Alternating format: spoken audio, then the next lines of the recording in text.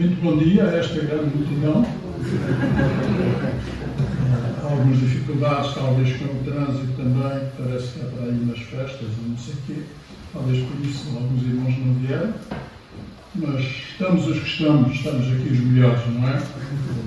Vamos dar início a este culto público para aqueles que estão. Vamos cantar o hino número 467, 467, para louvarmos o Senhor com este hino. Bem-vindos aos que vieram. Faz favor de ficar de pé.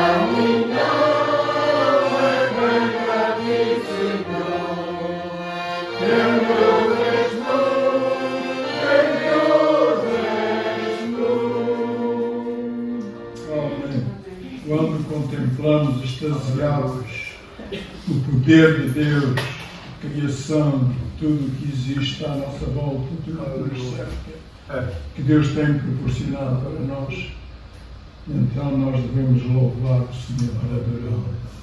Então minha alma canta aqui, Senhor. Cantamos ao Senhor agradecidos pela criação. E agradecidos sobretudo porque Ele nos salvou. Que bom Tanta gente no mundo estão perdidos, vão para um lugar de perdição eterna, mas a nós, os pequeninos, Deus revelou a sua vontade e nos deu esta fé, esta crença nele, para acreditarmos que ele enviou o seu Filho para nos salvar e que está preparando um lugar para nós. Que bom, glória ao seu nome. Vamos cantar aí no 360. 360.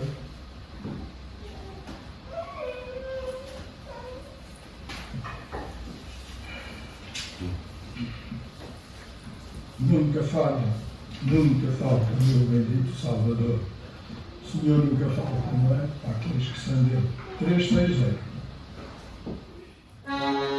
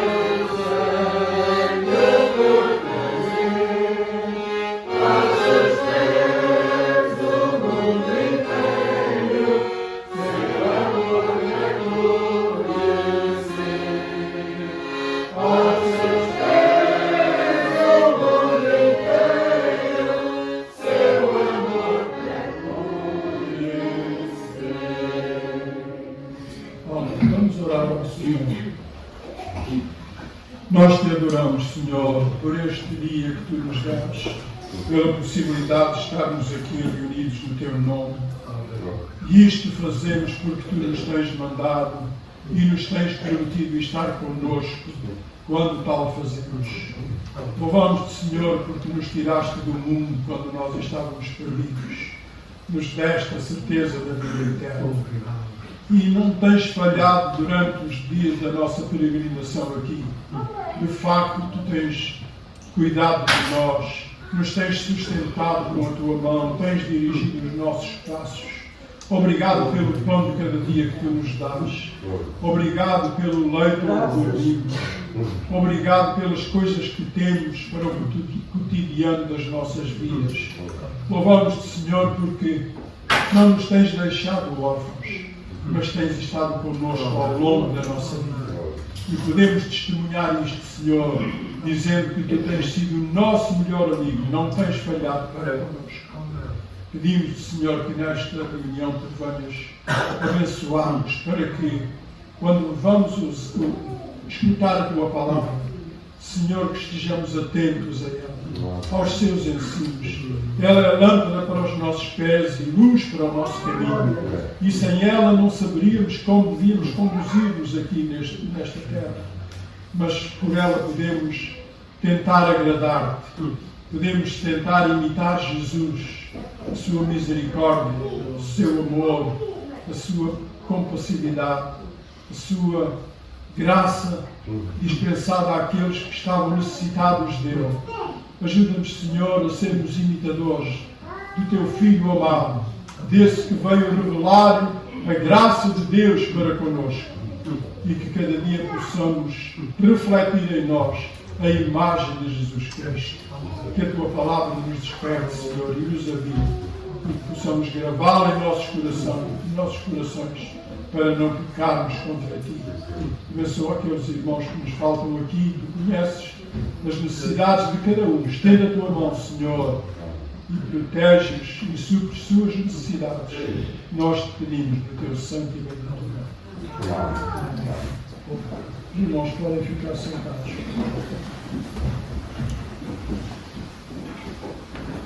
Nós temos alguns irmãos que precisam das nossas orações, graças a Deus por aqueles que já podem estar aqui, que foram afetados com esta pandemia que anda para aí. O nosso irmão Marinho está connosco, o irmão Abel, creio que também esteve, e sua família também estiveram trabalhados, e outros mais. Irmão, eu problema com o irmão Beto e o seu filho, que sentiram mal. Quem? Irmão Beto e o seu filho. Irmão Beto. Também está com essa doença? Não. Sentiu-se mal durante a noite, não sabe o que é. Vamos orar por eles ao Senhor também. Nós também temos um pedido de oração por um irmão, alguns irmãos aqui conhecem, o irmão Rui Brito. Ele tem uma casa de mobílias aí. Tem ou teve, não sei se. E ele realmente tem alguns problemas de ordem psicológica também. E a sua esposa, sobretudo, tem um problema grave de articulação do ombro e não consegue dormir por causa das dores que tem. Ele telefonou mesmo há bocado a pedir para orarmos por ele ao Senhor, por ela, sobretudo, que o Senhor ajude aquela irmã para que aquela calamidade que não a deixa dormir, de alguma maneira ele encontre uma solução para aquilo, ou o Senhor pode tocar naquela enfermidade e sará-la. Também o irmão Cláudio enviou-nos um vídeo, creio eu, e nós gostávamos de ouvir o que é que o nosso irmão tem para apresentar. E também queria avisar os irmãos que a reunião de igreja que devia ser hoje, creio que era assim, fica adiada para 2 a 8 dias. Alguns irmãos não podem estar, então 2 a 8 dias é que será a reunião de igreja que devia ter lugar aqui hoje. Vamos ver o vídeo então agora. Olá, queridos irmãos, vocês que estão conosco, orando por nós, nos auxiliando com vossas ofertas, queremos transmitir aqui algumas informações, mas quero começar com o Salmo de número 145, verso 18, onde o Senhor diz: perto está o Senhor de todos os que o invocam, de todos os que o invocam em verdade. E esta é a nossa experiência, saber que o Senhor está perto, nos auxiliando em todas as nossas necessidades. Sabemos que assim também é com vocês aí, porque Deus é fiel e vai cuidar da sua igreja em tempos difíceis. Louvamos a Deus por alguns motivos especiais. Primeiro, a nossa Páscoa.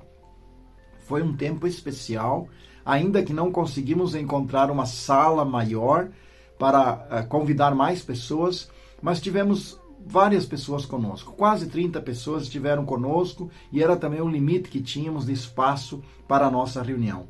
Queremos louvar a Deus pelo encontro na conferência da CIP Norte, as Igrejas do Norte de Portugal, onde Deus nos deu a graça de participar com algumas mensagens, 2 mensagens na área evangelismo.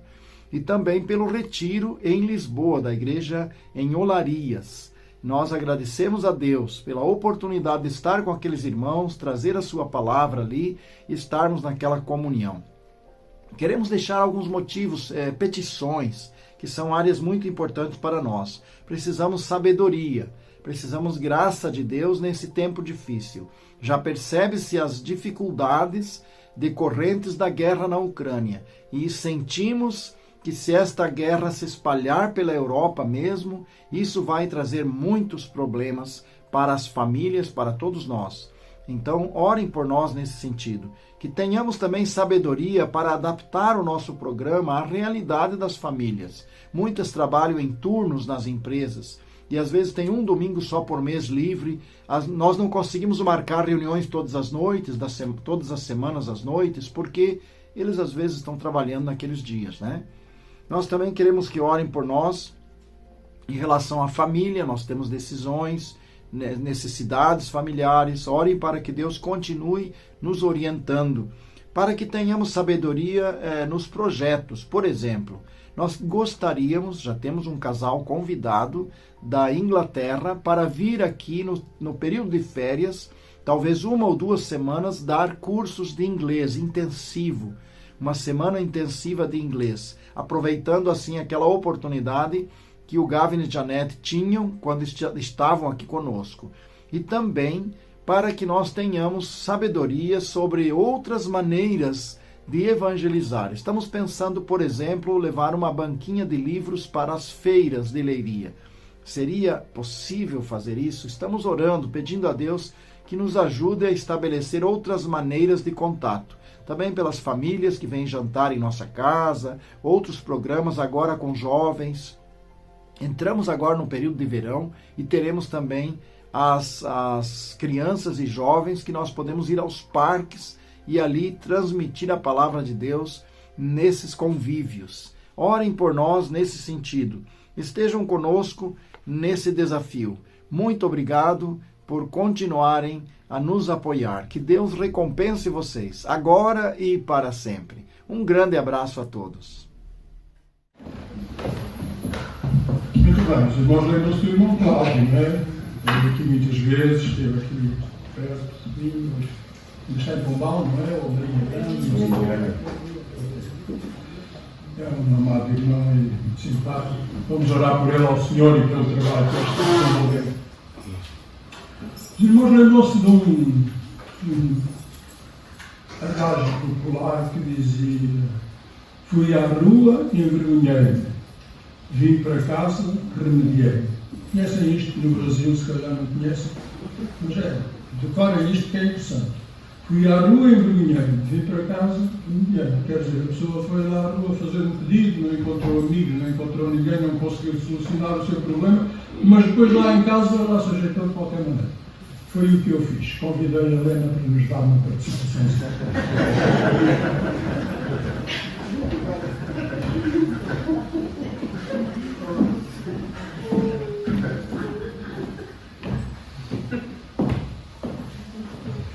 Bom dia, queridos irmãos. E a culpa foi minha, porque disse lá no comentário qualquer, estava na televisão e disse, domingo é o dia da mãe. Era domingo passado, e então é o dia da mãe aqui, mas os evangélicos comemoram só no dia 8 de maio, no segundo domingo de maio, né? E então o meu pai disse, não queres ter uma participaçãozinha? E eu tinha dito que não, até porque de facto, se calhar a semelhança de muitos irmãos, não acho que esses dias que se comemoram por aí, do pai, da mãe, disto e daquilo, normalmente são dias muito comerciais, não é? Mas, perante o convite, eu fiquei a refletir sobre este dia. E queria a Deus toda a glória, não é? Só a Deus a glória. A Deus toda a glória. E a Deus toda a glória também pelas mães. Tive há pouco tempo, eu não quero roubar tempo ao pregador, vai ser errado. Tive há pouco tempo num encontro de GBU, 55 anos de GBU, e o orador disse uma coisa interessante. Qual é o verbo no imperativo que mais aparece no Velho Testamento? Alguém sabe? Qual é o verbo no imperativo, uma ordem, que mais aparece no Velho Testamento? Então eu fiquei a saber, e acredito, porque é um homem muito saboroso por isso, lembra-te, recorda-te. E não é por acaso que a Bíblia fala, aparece tanto na Bíblia as genealogias. Deus de Abraão, Deus de Isaac, Deus de Jacó, Moisés, filho de. Isso leva a pensarmos na fidelidade do Senhor ao longo dos anos, de geração em geração. Na minha casa, esta é a 4ª geração que serve ao Senhor. Conceição, Arminda, Marina, agora André, Tiago, o Senhor ao longo dos anos. Então, o que eu queria falar neste Dia da Mãe era na característica de Deus, o amor maternal de Deus, que a Bíblia fala. Então, muito rapidamente, a Bíblia revela o amor de Deus para conosco como o amor de uma mãe, que sente a dor de uma mulher, que sente a dor de parto, que consola os filhos como uma mãe cuida deles. Isaías 66:13 diz: como a mãe consola o filho, também eu vos consolarei. Eu vos consolarei em Jerusalém. Podemos nos dirigir a Deus a partir da imagem materna, Deus com o coração de mãe. Pois lemos que no livro do profeta Isaías 42:14, o Deus eterno diz: por muito tempo eu não disse nada, fiquei calada e não respondi.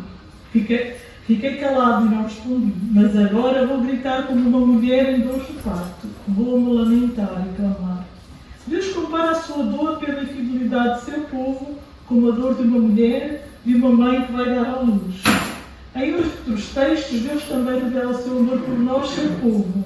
Deuteronômio 32:10 diz: como a águia ensina os filhotes a voar, e com as asas estendidas os pega quando estão caindo, assim o Deus eterno cuida do seu povo. O amor de Deus por nós também é expresso de forma singela e maternal pelo profeta Oséias, no capítulo 11. Quando Israel era criança, eu já o amava, e do Egito chamei-lhe meu filho. Fui eu que ensinei o meu povo a andar. Eu os segurei nos meus braços, porém eles não sabiam que era eu que cuidava deles. Com laços de amor e de carinho os trouxe para perto de mim. Eu os segurei nos braços como quem pega uma criança no colo. Eu me inclinei e lhes dei de comer. Deus é como uma mãe para cada um de nós, nos chama de filhos amados, nos ensina a andar, nos segura em seus braços, nos pega no colo como uma criança e nos dá de comer. Existe algo mais precioso do que isto. Um Deus com amor maternal, que nos cuida, protege e ensina na fé e no amor. Por tudo isso, nós não precisamos de outro Deus a não ser Deus, nosso Criador e Cuidador. Assim é e age o nosso Deus amoroso, que tem compaixão daqueles que sofrem e cuida dos seus filhos como uma galinha cuida dos seus pintainhos debaixo das suas asas. Lucas 13:34, o Senhor Jesus disse: Jerusalém, Jerusalém, que matas os profetas e apedrejas os que são enviados. Quantas vezes quis eu juntar os teus filhos como a galinha aos seus pintos, debaixo das suas asas, e não quiseste. Por isso a maior alegria do dia das mães não é o êxito do comércio, a fartura dos presentes, mas é saber que Deus nos ama com o amor de mãe, nos consola, nos protege, nos ensina a caminhar, nos segura em seu colo, nos ampara e sente como a dor do parto de uma mulher com dor e sofrimento do seu povo e se alegra com a vida justa e com o amor concretizado. O amor de uma mãe é tão sincero e tão profundo que o próprio Deus usa esse amor em comparação com o amor por nós. E este é o texto mais importante. Isaías 49:15 diz: porventura pode uma mãe esquecer-se tanto do seu filho que cria, que não se compadeça dele, do filho do seu ventre, mas ainda que esta se esquecesse dele, contudo eu não me esquecerei de ti. Que a nossa resposta ao amor do Senhor por nós e ao seu chamado para servir? Qual é a nossa resposta? O desafio que eu deixo nesta manhã é para os filhos: honra a teu pai e a tua mãe, para que se prolonguem os teus dias na terra que o Senhor teu Deus te dá. Êxodo 20:12. O próprio Senhor Jesus deixou o exemplo de respeito no trato e cuidado com sua mãe. Diz lá em Lucas 2:51: e desceu com eles e foi para Nazaré e era-lhes sujeito, e sua mãe guardava no seu coração todas estas coisas. Mesmo quando suportava a agonia da cruz, Jesus pensou a sua mãe e sua responsabilidade para com ela como primogênito. Pediu a João que cuidasse dela após a sua morte, cumprindo desse modo o seu dever de amor. Depois disse ao discípulo: eis aqui a tua mãe. E desde aquela hora o discípulo recebeu em sua casa. Diz lá em João 19:27. O desafio para cada um de nós é aquilo que eu aprendi da minha mãe. A nossa resposta ao amor do Senhor por nós e à sua chamada para o servir seja a mesma que deu Maria ao mensageiro que lhe anunciou que ia ser mãe do Salvador. Eis aqui a serva do Senhor. Faça-se em mim segundo a tua palavra. E que entoemos todos o cântico de Maria. A minha alma engrandece ao Senhor e o meu espírito se alegra em Deus, meu Salvador. Quero dizer todos: a minha alma engrandece ao Senhor e o meu espírito se alegra em Deus, meu Salvador. Um beijinho grande para todas as mães e aquelas que não são, possamos todas ter coração de mãe como o Senhor.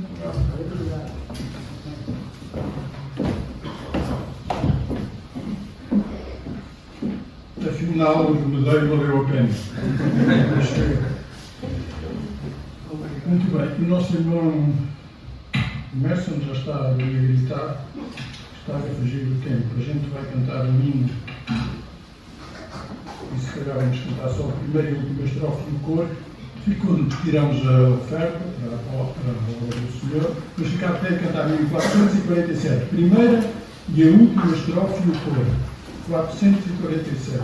Vou pôr aqui o detergente para não me esquecer de pôr isto.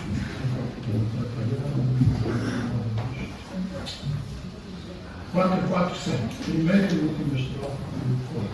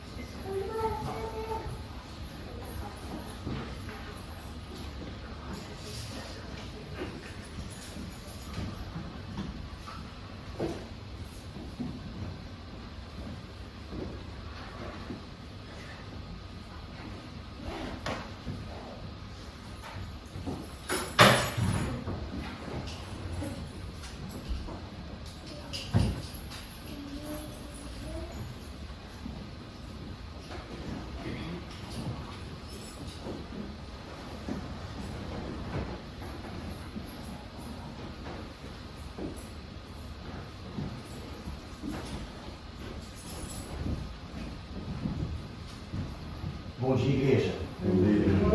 Que a graça e a paz do nosso Senhor e Salvador Jesus Cristo esteja com todos nós hoje e sempre. É bom estar de volta. Vou voltar agora a falar sobre coisas novas. Andei muito lá por Samuel, 1100 a.C., agora eu volto um pouquinho para o século I e também para o nosso tempo, para aprendermos de Deus sobre coisas novas. Relembrando, o que nós já vimos até agora?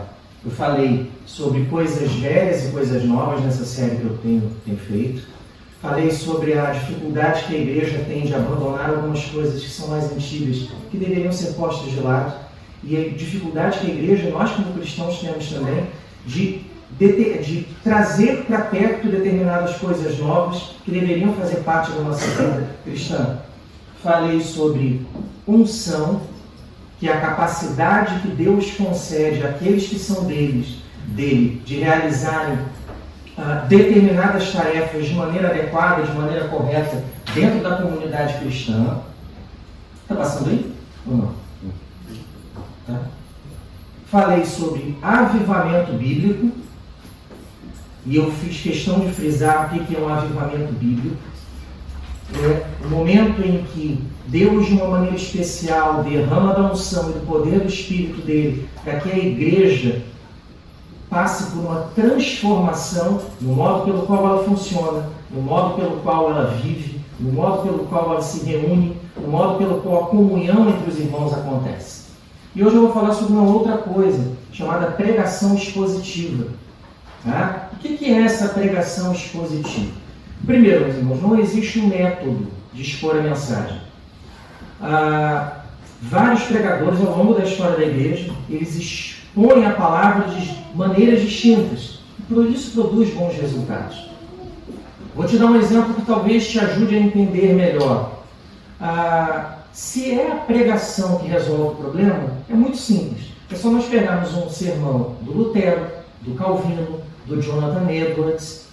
E eu pego aqui, esses sermões são escritos, eu leio aqui para os irmãos, e isso vai fazer diferença na vida da comunidade. Mas é assim que funciona?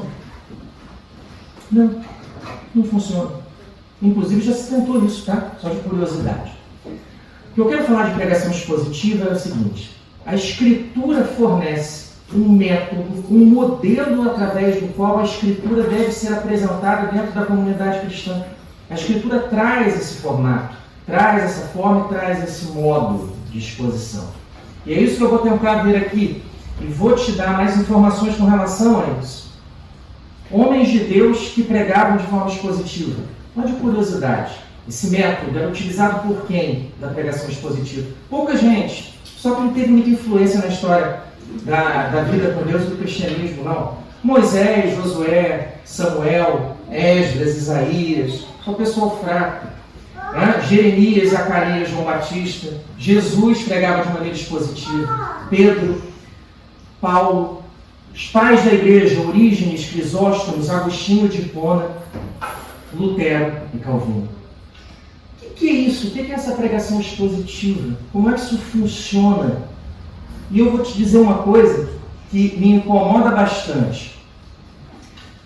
Muita gente vai e parte da vida dele para depois expor a Escritura. Aí ele fala da mamãe, do avô, do titio, do papai, que eu converso muito com a Flávia, ela briga comigo às vezes, eu sou muito rigoroso com isso. E aí depois ele tenta trazer aquela realidade para dentro do texto bíblico. Nada contra, tem irmãos que conseguem fazer isso de maneira plena. Tá? Muito bem. Mas o que é exposição bíblica? Como é que isso funciona? Tem algumas etapas. Primeiro, leitura do texto bíblico. Bíblia precisa ser lida. Meu irmão aqui conta que lá no Brasil, ele às vezes ele está lá no culto, ele começa a ler a Escritura, e aí ele vê uma irmã, e ele vê que alguém começa a chorar no culto. Aí ele fala assim, só a leitura da palavra já tem a capacidade de mudar a vida de alguém. Só ler a Escritura já produz efeito. Então, a pregação expositiva se caracteriza primeiro pela leitura da palavra. Palavra sem leitura não é exposição bíblica. Segunda coisa, exposição do texto bíblico no seu conceito histórico. Como é que isso funciona? O que é isso? Eu preciso explicar por que aquele texto foi escrito, quando ele foi escrito, por que ele foi escrito, a quem ele foi destinado, qual era a finalidade daquele texto. Essa é a segunda parte da exposição bíblica. E a terceira é a aplicação. Eu trago o texto do passado para o presente e eu informo a igreja como ele deve ser aplicado no dia a dia. Esse é o método de exposição bíblica. E a igreja sempre utilizou esse método. Só que nós achamos, que o século XX e o século XXI são séculos da modernidade. E aí alguém começa a aventurar-se a dizer que ele vai pregar de um jeito que nunca se pregou em 20 séculos. E aí começam as loucuras, as heresias dentro da comunidade cristã. Prega-se sem a Bíblia, prega-se de maneira inadequada, de maneira incorreta. E nós sabemos o impacto que isso traz na vida da igreja. Meus irmãos, a igreja pode errar em muitas coisas. Mas quando ela erra no púlpito, acabou. Quando a igreja erra no ensino, aí realmente fica bem complicado. Vamos lá. Vamos pensar um pouquinho melhor sobre isso. O que é a exposição bíblica, então? O pregador, ele expõe a palavra. Expõe. E quando ele expõe a palavra, é a palavra que ensina, não é quem prega. Quem ensina é a palavra. E como é que isso acontece? Ela ensina sobre o significado do texto no passado e a aplicação do texto no presente. Ficou claro? Entendeu o que a exposição bíblica é? Como é que funciona? Eu pego o texto, exponho o texto, digo a razão pela qual ele foi escrito, qual é a aplicação dele no passado e para que ele funciona no presente, como ele serve para abençoar a vida da igreja. Pensando nisso, eu vou expor aqui características dessa pregação expositiva. Tá? Características dessa pregação. E eu vou utilizar um texto que é a primeira pregação da igreja primitiva. O apóstolo Pedro, logo após a descida do Espírito Santo no Pentecoste. Ele faz uma pregação e a primeira pregação da igreja primitiva é uma pregação expositiva. É o texto que está lá em Atos, no capítulo 2, versículos 14 a 41. Eu vou dividir em blocos, porque o texto é um pouco maior. Vou ler na Almeida Revista Atualizada, a versão. Tá? E nós vamos ver algumas características dessa pregação expositiva. Tá bom? Mas antes disso, eu quero orar para os irmãos, para que Deus nos abençoe. Senhor, muito obrigado por estarmos aqui. Muito obrigado porque estamos bem, com saúde. Sabemos que alguns irmãos não puderam vir à reunião, justamente por não estarem se sentindo muito bem. Cuida da saúde deles, dos que não puderam estar aqui. E cuida de nós também, Pai, do nosso coração, da nossa alma. E nos ensina através da Tua palavra, Senhor. Que a Tua Escritura, ao ser exposta, inunde os nossos corações, faça a diferença. E que o Teu Espírito nos mostre aquilo que devemos fazer para Te agradar e para viver de acordo com a Tua vontade, Pai. Que o Teu Espírito cuide das nossas vidas, dos nossos corações e seja derramado sobre a Tua igreja. É o que Te pedimos e agradecemos, Senhor, em nome de Jesus. Amém. Meus irmãos, características da pregação expositiva. Primeira, introdução do tema.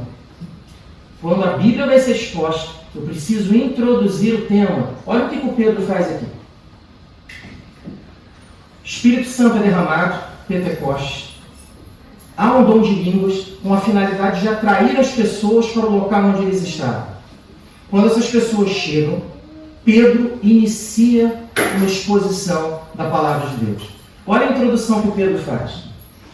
Atos 2, versículo 14. Então se levantou Pedro com os 11, os outros apóstolos, e erguendo a voz, advertiu-os nestes termos. Olha como é que ele inicia. Ele vai falar com o público dele, ele vai se apresentar ao público. Varões judeus e habitantes de Jerusalém, tomai conhecimento disso e atentai nas minhas palavras. Aí ele explica o dom de línguas e explica que não se trata de embriaguez. Estes homens não estão embriagados, como vindes pensando, sendo esta a terceira hora do dia. 9 horas da manhã, o pessoal já estava com vinho? Não, ainda não. Olha só. O que o Pedro faz? Ele se apresenta ao público, ele informa o que ele vai pregar, ele busca conhecer o público, ele olha e fala, são homens de Israel, varões israelitas, é eles que eu vou pregar. E ele inicia o discurso com base nisso. Quando eu exponho a palavra para jovens, há um método de se expor. Quando são de mais idade, é um outro método. Se for uma reunião de senhoras, é um outro método, é uma outra forma de se expor. É diferente. Há uma necessidade de se adaptar a palavra ao público. E isso passa por ler a igreja e conhecer as necessidades da igreja. Por isso que não funciona quando eu pego um sermão do século XVI e trago para a igreja hoje. Não encaixa. Não encaixa. Não encaixa se preparar um sermão e pregar em 15 igrejas. Porque cada igreja tem a sua especificidade, a sua diferença, suas particularidades. Tá? Então, primeiro objetivo da pregação expositiva, primeira característica, introdução do tema. Conheço a igreja, digo o que vou pregar, quais são os objetivos que eu quero alcançar. Para que isso está na Bíblia, meus irmãos? Para que nós possamos fazer. O método está aí. Segunda coisa, leitura do texto bíblico. Pedro vai fazer uma leitura, uma exposição do texto do profeta Joel. Olha o que ele faz. Ele fala sobre Joel 2, 28 a 32 inicialmente, depois ele fala de 2 salmos. Mas quando ele vai falar sobre o profeta Joel, ele vai fazer a leitura do texto. Ele introduziu o tema e agora ele faz a leitura do texto. Versículo 16. Mas o que ocorre, esse evento do Pentecostes, o derramamento do Espírito Santo, é o que foi dito por intermédio do profeta Joel. E aí ele vai ler o texto. E acontecerá nos últimos dias, aliás, esse texto aqui é sensacional. E acontecerá nos últimos dias, diz o Senhor, que derramarei do meu Espírito sobre toda a carne. Vossos filhos e vossas filhas profetizarão. Vossos jovens terão visões e sonharão vossos velhos. Até sobre os meus servos e sobre as minhas servas derramarei do meu Espírito naqueles dias e profetizarão. Mostrarei prodígios em cima no céu e sinais embaixo na terra, sangue, fogo e vapor de fumaça. O sol se converterá em trevas e a lua em sangue, antes que venha o grande e glorioso dia do Senhor. E acontecerá que todo aquele que invocar o nome do Senhor será salvo. Pedro introduz o tema. Pedro lê o texto. E depois que ele lê o texto, ele fala assim, li. Esse é o texto que eu vou falar. Eu vou falar sobre o cumprimento das promessas do profeta Joel, mediante o aparecimento do Messias e o derramamento do Espírito Santo. Então há uma ordem, né? Princípio, com introdução, leitura do texto. E agora ele passa a explicar, a expor o que ele quer dizer. Tá? Ele continua. Como é que essa mensagem é exposta? Ela é uma mensagem centrada em Cristo e no Evangelho. A exposição bíblica é centrada em Cristo e no Evangelho. Não existe outro fundamento para a interpretação bíblica, para a leitura bíblica e para a exposição bíblica. É Cristo e o Evangelho. Não há outra coisa. Então Pedro vai fazer esse método. Ele vai pegar o profeta Joel e vai dizer, Joel disse isso no passado, isso era uma profecia. Essa profecia se cumpriu em Cristo e no derramamento do Espírito Santo, mas centrada no Evangelho. Pedro volta, se dirige novamente ao público. Varões israelitas, atendei a estas palavras. Presta atenção no que eu vou falar. Aí ele fala de Cristo. Jesus o Nazareno, varão aprovado por Deus diante de vós com milagres, prodígios e sinais, os quais o próprio Deus realizou por intermédio dele entre vós, como vós mesmos sabeis. Ele faz uma apresentação de quem Cristo é. Ele fala, Cristo é o cumprimento das promessas. Ele liga a introdução com o texto, com o desenvolvimento. Sendo este entregue pelo determinado desígnio e presciência de Deus, vós o matastes, crucificando-o por mãos de iníquos, ao qual, porém, Deus ressuscitou, ressurreição de Jesus, rompendo os grilhões da morte, porquanto não era possível fosse ele retido por ela. Porque a respeito dele diz Davi, diante de mim via sempre o Senhor, porque está à minha direita, para que eu não seja abalado. Por isso se alegrou meu coração e a minha língua exultou. Além disso, também a minha própria carne repousará em esperança. Ele está falando sobre um salmo aqui. Porque não deixarás a minha alma na morte, nem permitirás que o teu santo veja corrupção. Fizeste-me conhecer os caminhos da vida, encher-me-ás de alegria na tua presença. Pregação que não fala de Jesus, que não fala da cruz, que não fala do Evangelho e da obra de Cristo, não é pregação expositiva, não é palavra de Deus. É isso aqui que o apóstolo Pedro quer ensinar. É uma mensagem centrada no Evangelho. Precisa de Jesus. Jesus tem que estar na mensagem. O texto é do velho, mas Jesus está no novo. Ele junta os dois e fala, olha, Jesus já estava lá no Joel. Quarta característica da pregação expositiva. Ela é uma mensagem centrada no fato de que Jesus é o Filho de Deus, o Messias que morreu e ressuscitou, e que Ele é o nosso Senhor. Essa é a outra característica da pregação expositiva. Ela é centrada no Evangelho, é centrada em Jesus, mas na missão dele resgatadora. Olha o que Pedro faz. Ele continua aqui, versículo 29. Volta ao público. Irmãos, seja-me permitido dizer-vos claramente a respeito do patriarca Davi, que ele morreu e foi sepultado, e o seu túmulo permanece entre nós até hoje. Só uma curiosidade. Olha como é que Pedro conhece a igreja e o público que ele vai falar. Ele está falando para israelitas. Havia o túmulo de Davi, naquela época em Israel, como há até hoje. E o que ele diz é o seguinte, Davi era homem de Deus, mas ele morreu e foi sepultado, e o corpo dele se decompôs. Quem quiser ir lá visitar, a tumba dele está lá até hoje. Mas não foi isso que aconteceu com Jesus. Ele morreu e ressuscitou. E aí ele continua. Sendo, pois, profeta, e sabendo que Deus lhe havia jurado que um dos seus descendentes se assentaria no trono, prevendo isso, referiu-se à ressurreição de Cristo, que nem foi deixado na morte, mas nem o seu corpo experimentou corrupção. A este Jesus ressuscitou, do que todos nós somos testemunhas. Ele fala assim, Jesus veio, Jesus morreu, Jesus ressuscitou, e ele foi exaltado e colocado à destra de Deus, versículo 33. Exaltado, pois, à destra de Deus, tendo recebido do Pai a promessa do Espírito Santo, derramou isto que vedes e ouvis. Porque Davi não subiu aos céus, mas ele mesmo declara, disse o Senhor ao meu Senhor, assenta-te à minha direita, até que eu ponha os teus inimigos por estrado dos teus pés. esteja absolutamente certa, pois toda a casa de Israel, de que a este Jesus que vós crucificastes, Deus o fez Senhor e Cristo. Pregação expositiva, então, introdução do texto, leitura do texto bíblico. Eu mostro que para que o texto foi escrito no passado, o profeta Joel escreveu a mensagem para advertir as pessoas acerca do dia do Senhor e sobre a vinda do Messias.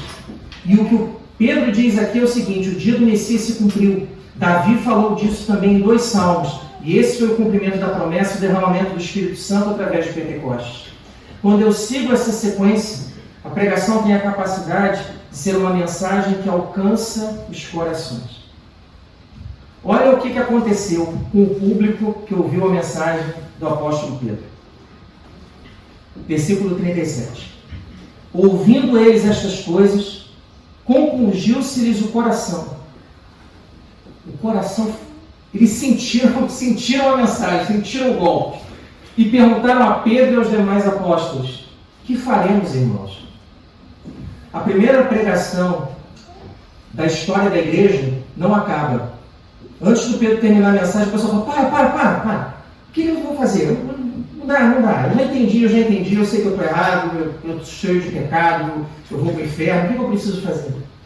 Como eu posso me salvar? Mensagem que toca o coração. Mensagem que mostra o quão distante eu estou de Deus e quanto eu preciso dele. O quão distante eu estou de Deus, apesar de ser crente. E às vezes andar por caminhos que não me agradam, e eu preciso voltar, eu preciso regressar. Eu preciso voltar para aquilo que a Escritura chama de primeiro amor. Então, a mensagem que alcança os corações. Sexta lição. Sexta característica da pregação expositiva. Ela é uma mensagem que expõe a necessidade do arrependimento, da conversão e do batismo. Essa é a outra característica da mensagem. Olha o que ele diz aqui, versículos 38 em diante. Eles disseram: o que nós precisamos fazer? Pedro responde. Respondeu-lhes Pedro: arrependei-vos e cada um de vós seja batizado em nome de Jesus Cristo para a remissão dos vossos pecados e recebereis o dom do Espírito Santo. O que precisa ser feito então? Arrependimento, conversão, batismo, e aí há o derramamento do Espírito Santo e uma mudança de vida. Essas são as características da mensagem do Evangelho por toda a história da igreja. Versículo 39. Pois para vós outros é a promessa, para vossos filhos e para todos os que ainda estão longe, isto é, para quantos o Senhor nosso Deus chamar. O que Pedro faz também? Com muitas outras palavras deu testemunho e exortava-os dizendo: salvai-vos desta geração perversa. Pedro expõe o texto, lê o texto, expõe uma mensagem centrada em Cristo, centrada no Evangelho, na morte e na ressurreição de Jesus. Uma mensagem que prega o arrependimento, a conversão, o batismo e os dons através do Espírito Santo. E quando ele prega isso, a mensagem atinge os corações e produz frutos. Quando Pedro se levanta para pregar, a igreja era composta por 120 pessoas. 120 pessoas estavam no cenáculo no momento de Pentecostes. A igreja se inicia com 120 pessoas. Na primeira mensagem ocorre uma transformação na igreja. 120, hein? Igreja de 120. Vou ler aqui, versículo 41. Então, os que lhe aceitaram a palavra foram batizados, havendo um acréscimo naquele dia de quase 3.000 pessoas. Meus irmãos, como é que a igreja passa de 120 para 3.000 pessoas em um dia? Você já ouviu falar nisso? Esse fenômeno aconteceu algumas vezes na história da igreja. Ele é conhecido como avivamento ou reavivamento bíblico. Não somos nós que convertemos. Ninguém se converte porque ouve alguém falar, ele fala bonito, fala bem, expõe de maneira maravilhosa. Não é isso que funciona. Isso nunca funcionou na história da igreja. O que sempre funcionou foi a exposição bíblica de maneira correta, de maneira adequada, de maneira precisa, o ensino de acordo com as Escrituras, vindo de Deus, mediado pelo Espírito Santo, para que o povo de Deus conheça a palavra e a palavra ensine, exorte e mude os corações. Não existe segredo de ensino bíblico. Isso nunca existiu. O segredo está aqui, é expor a Bíblia. Porque é a Bíblia que ensina. Não é ninguém. Ninguém tem a capacidade de ensinar na igreja. Quem ensina são as Escrituras. Elas precisam ser lidas e expostas. Quando isso acontece, as vidas são transformadas. E eu vou concluir aqui, e vou conseguir fazer dentro do tempo, que o Senhor é maravilhoso e cheio de misericórdia. Vamos lá. Conclusão, meus irmãos, então. O que vimos, então? Características da exposição, da pregação expositiva. Eu coloquei algumas aqui. Quais são as características dessa pregação expositiva? Primeiro, é uma pregação em que se introduz um tema, há uma introdução. Eu preciso conhecer o público para qual eu vou dirigir a mensagem. Quem são? Qual é a cidade? São jovens? São de meia idade? São de mais idade? Como é que eu adapto isso, essa mensagem? Segunda coisa, leitura do texto bíblico. Pregação sem leitura do texto bíblico não é mensagem de Deus, porque é a Bíblia que ensina. Terceira característica, é uma mensagem centrada em Cristo e no Evangelho. Não é na minha vida, não é na vida de ninguém, não é mandando um recado, mensagem, falando da vida do outro no culto, não é nada disso. Centrado em Cristo e no Evangelho. Tá? Outra coisa, é uma mensagem centrada no fato de que Jesus é o Filho de Deus, o Messias que morreu e ressuscitou. Tá? Sem isso, não é pregação expositiva e não é Evangelho. Quinta característica, uma mensagem que alcança os corações. Mas alcança os corações porque está fundada nas Escrituras e mediada pelo Espírito de Deus. Sexta característica, é uma mensagem que expõe a necessidade do arrependimento, da conversão e do batismo. E por último, ela é uma mensagem que produz frutos. Frutos. A igreja passou de 120 para 3.120 membros. Uma mensagem. Mensagem mediada pelo Espírito de Deus. Vocês acham que Pedro falava muito bem? Pedro não tinha ensino formal, ele era pescador. Você acha que ele tinha grande erudição? Era doutor aqui da universidade? Não era. Mas ele é um homem que se dispôs a ser utilizado por Deus. Ele é um homem que colocou a vida dele a serviço do Senhor. E a falta de capacidade dele foi suprida por aquele que é capaz de fazer mais, que é o Espírito de Deus. Isso fez toda a diferença. Deus usa homens e usa mulheres ao longo da história e sempre vai utilizar. E não há necessidade de grande conhecimento, teologia. Não é isso que faz a diferença. O que faz a diferença é o coração, um desejo de servir a Deus. Que Deus nos abençoe, meus irmãos. Que Deus cuide de nós e nos dê discernimento para nós entendermos aquilo que vem de Deus e o que não vem através da mensagem, que muitas vezes, infelizmente, nós vemos nos cultos. Isso acontecer, gente que se aproveita da fé dos outros para ensinar aquilo que a palavra de Deus não é e nunca foi. Que Deus nos abençoe, meus irmãos. Muito obrigado pela oportunidade, em nome de Jesus. Obrigado. Deixa eu só limpar aqui, que o bicho anda solto. Então...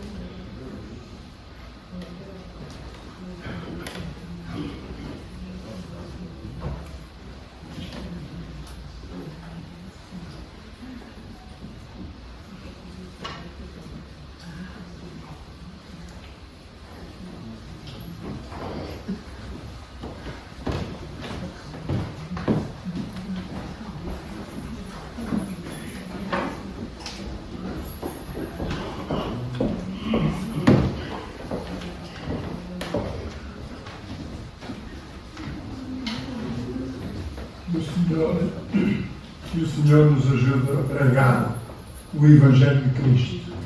Ir e pregar o Evangelho. Não temos que nos pregar a nós próprios, nem filosofias humanas, nada disso. Pregar o Evangelho de Cristo. Vamos ficar de pé e vamos concluir o nosso culto. No próximo domingo temos aqui outra vez reunião, a partir das 9 da manhã, Conselho do Senhor, e depois às 10 do culto público. Não vai indicar, por favor, de orar ao Senhor. Senhor nosso Deus, obrigado por mais uma vez nesta manhã. Obrigado por a reunião que podemos ter de Santa Ceia, onde recordamos aos nossos corações o teu sacrifício, Senhor, e o teu grande amor por nós, dando o teu Filho amado, o do Senhor Jesus para a salvação de todo aquele que crê. Obrigado, Senhor, porque é bom estarmos na tua presença. É ouvirmos a tua palavra, Senhor, e só realmente aqueles que tu compraste com esse precioso sangue podem ter esta alegria de estar na tua presença. Obrigada, Senhor, mais uma vez pela tua palavra, que nos ajuda a compreender melhor aquilo que tu tens para cada um de nós.